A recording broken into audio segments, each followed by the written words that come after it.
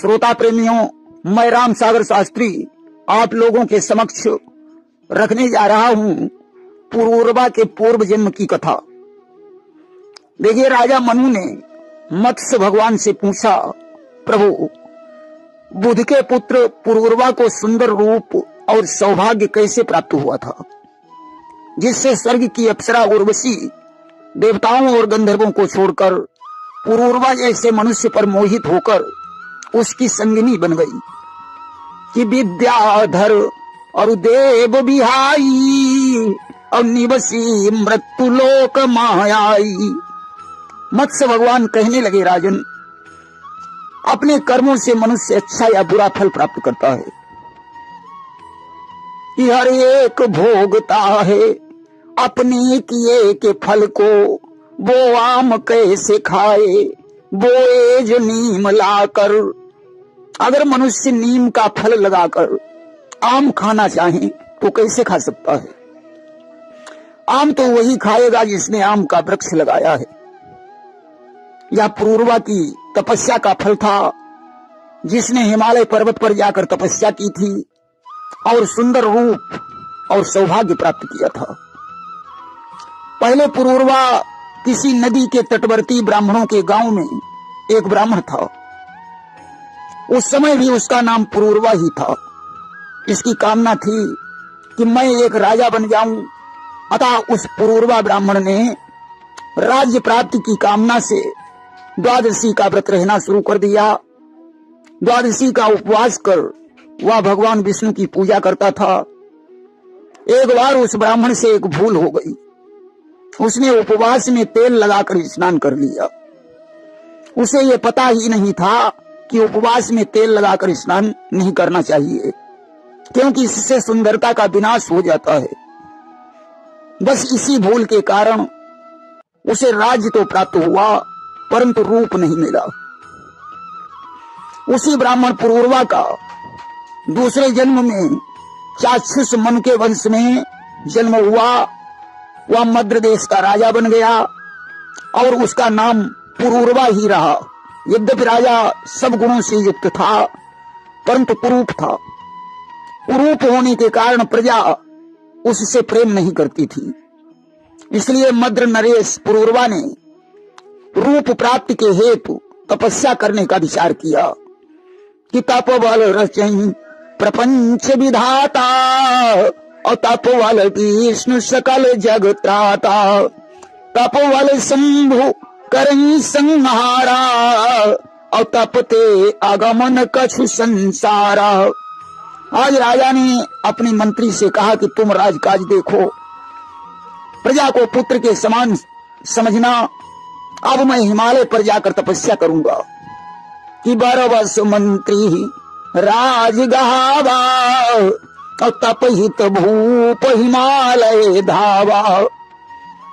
चलते चलते राजा एरावती यानी रावी नदी के तट पर पहुंचा।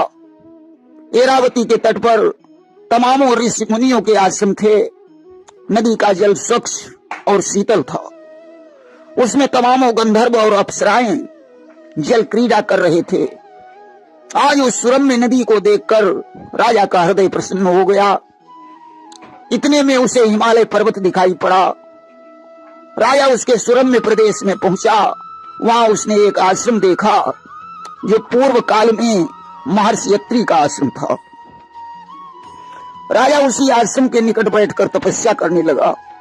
वह भगवान विष्णु की पूजा करता था। गंधर्व और अप्सराएं जल क्रीड़ा करने के बाद प्रदोष काल में देवाधिदेव जनार्दन के समक्ष पहुंचकर नाना प्रकार के बाजों के साथ नृत्य करती थी। राजा अप्सराओं की क्रीड़ा देखते हुए तपस्या कर रहा था।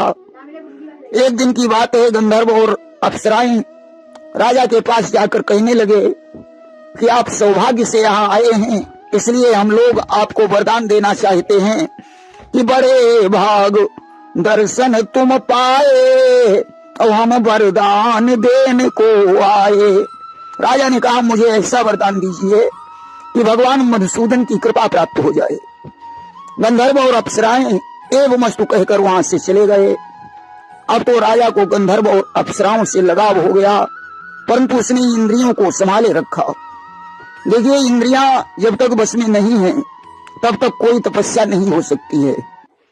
1 महीने भगवान की पूजा करने के बाद राजा उस जगह को छोड़कर रत्नों से चित्रित आश्रम में प्रवेश करके 1 माह तक जलाहार करके रहने लगा। फाल्गुन शुक्ल पक्ष की पूर्णिमा को रात में राजा को भगवान के दर्शन हुए। उन्होंने कहा, राजन, रात्रि व्यतीत होने पर तुम्हें महर्षि अत्रि के दर्शन होंगे, जिनके दर्शन से तुम कृतकृत्य हो जाओगे। प्रातःकाल राजा ने स्नान किया और भगवान जनार्दन की पूजा की। महर्षि अत्रि से राजा की भेंट हो गई। राजा ने उन्हें प्रणाम किया और कहने लगा, मुझे स्वप्न में भगवान के दर्शन हुए थे। उन्होंने मुझे बताया था कि प्रातःकाल तुम्हें महर्षि अत्रि के दर्शन होंगे, जिनका दर्शन करके तुम कृतार्थ हो जाओगे। अत्रि ने कहा, राजन, तुम्हारी तपस्या सफल हो जाएगी। अब तुम भगवान जनार्दन को आहुतियां प्रदान करो। राजा ने आहुतियां प्रदान की। उस समय आकाश मार्ग से देवताओं ने कहा, राजन, अब तुम्हारी मनोकामना सिद्ध होगी। अगले जन्म में तुम बुध के पुत्र बनोगे और राज्य के अधिकारी बनोगे। तुम्हारी सुंदरता पर स्वर्ग की अप्सराएं भी मोहित हो जाएंगी। अस्तु वही मद्र नरेश पूर्वा अगले जन्म में बुध और इला के संसर्ग से उत्पन्न हुआ। तपस्या करते समय इसे उर्वशी से अधिक लगाव था, अतः वही उर्वशी अप्सरा राजा पुरूरवा पर मोहित होकर उसकी संगिनी बन गई। उर्वशी ने राजा पुरूरवा से 3 शर्तें रखी थीं। पहली शर्त, हमारी भेड़ को कोई चुराने न पाए। दूसरी शर्त, मुझे नित्य ताजे घी का भोजन चाहिए। तीसरी शर्त, कभी मुझे निवस्त्र दिखाई मत पड़ना। जिस दिन हमारी ये सारी शर्तें टूट जाएंगी, उसी दिन मैं तुम्हें छोड़कर स्वर्ग को चली जाऊंगी। आज तो ये तीनों शर्तें टूट गईं। तब उर्वशी इसे छोड़कर स्वर्ग को चली गई। राजा उर्वशी के वियोग में दुखी हो गया। उस समय उर्वशी ने मिलने का उपाय राजा को बताया, जिस उपाय से उर्वशी और राजा पुरूरवा का पुनर्मिलन हुआ। प्रेम से बोलिए वृंदावन बिहारी लाल की जय।